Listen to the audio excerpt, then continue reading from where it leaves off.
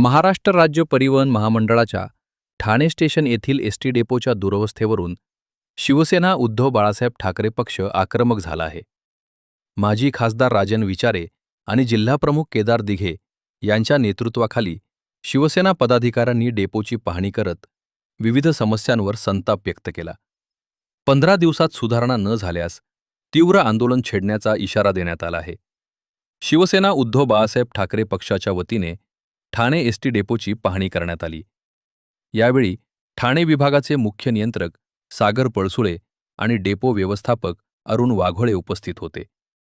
पाहणीदरम्यान प्रवाशांसाठी पिण्याच्या पाण्याची अपुरी व्यवस्था, बंद पडलेले पंखे, बसण्यासाठी अयोग्य व्यवस्था तसेच परिसरातील अस्वच्छता उघड झाली. महिला शौचालयात बेकायदेशीरपणे पैसे घेतले जात असल्याचे निदर्शनास येताच माजी खासदार राजन विचारे यांनी अधिकाऱ्यांना तात्काळ वसुली बंद करण्याच्या सूचना दिल्या. तसेच ज्येष्ठ नागरिकांना सवलत कार्डासाठी तासनतास रांगेत उभे राहावे लागत असून त्यांच्याकडून अतिरिक्त पैसे घेतले जात असल्याचा आरोपही करण्यात आला. यावेळी राजन विचारे यांनी परिवहन मंत्र्यांवर निशाणा साधत एसटीच्या प्रश्नांकडे सरकार दुर्लक्ष करत असल्याची टीका केली. एसटी महामंडळाच्या जागा बिल्डरांच्या घशात घालण्याचे काम सुरू असल्याचा आरोपही त्यांनी केला. तुमच्याकडे जीआर असायला पाहिजे ना, तुमच्या ह्याच्यावर असायला पाहिजे. आता आपण सर्व ऑनलाईन आणि हे सर्व येत आहे, पटकन दाखवला पाहिजे होतं तुम्ही. जीआर पण नाही सर. मला वाटतं या बस हा जवळजवळ मला वाटतं 60 ते 70 वर्षापूर्वी बांधलेला आहे. म्हणजे आम्ही त्यावेळेस लहानपणी शाळेत जायचो तेव्हा ते मला वाटतं त्यावेळेसचं बांधकाम. आणि तुम्ही बघितलं त्यानंतर एक पैशाची सुविधा त्या ठिकाणी दिलेली आहे. आज तुम्ही बघितलं तर ठाणे जिल्ह्यामध्ये जेवढे एसटीचे हे आहेत, बाबा आदम जमान्यापासून फक्त जे सर्व बसस्थानक आहे त्यांना कुठलीही सुविधा नाही, पिण्याच्या पाण्याची सुविधा नाही. त्या ठिकाणी जे टॉयलेट आहे महिलांना मोफत त्या ठिकाणी हे आहे.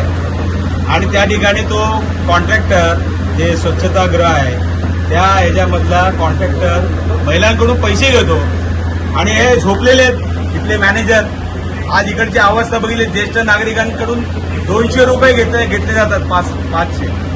आणि ते ऍक्च्युली तसं बघितलं तर फ्री आहे. तुम्ही ऑनलाईन करा ना. तुम्ही मला जर हे जमत नसेल तर किती वेळ लागतो त्याला. आधार कार्डची प्रोसिजर पण तुम्हाला माहिती आहे.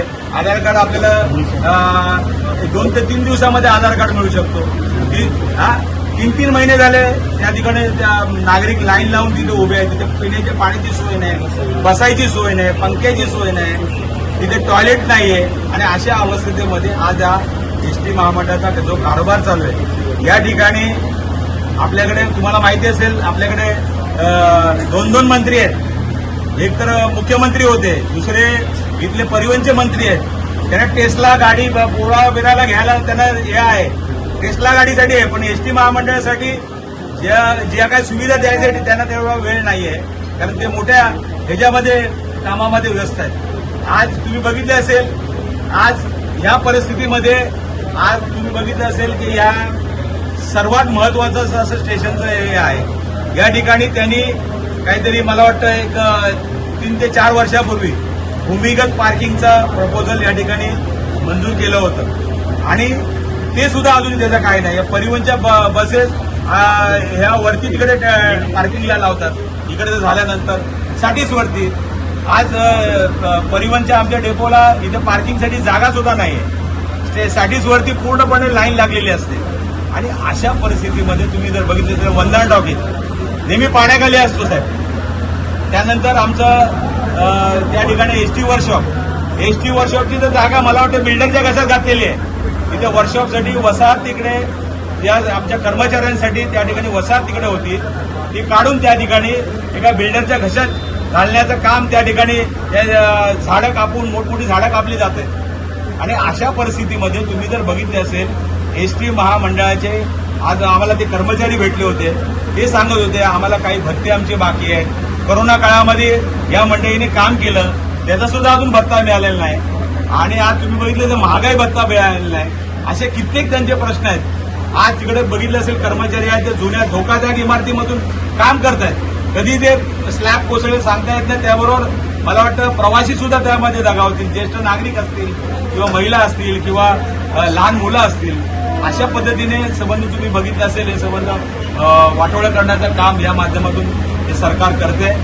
या ठिकाणी दुर्दैव आहे या ठाण्याचं. या ठाण्याला मुख्यमंत्री सुद्धा लाभले होते, या ठिकाणी परिवहन मंत्री सुद्धा या ठिकाणी आहेत, परंतु आज संबंध ठाणे जे आहे हे बेदखल झालेले आहे. आणि या ठाण्यामध्ये तुम्ही आज जर बघितलं असेल, ह्या संबंध तुम्ही एसटीचा जो कारभार बघितला असेल, ते मला वाटतं त्यांना वेळ नाहीये आणि मला वाटतं त्यांना घरी बसवायला पाहिजे.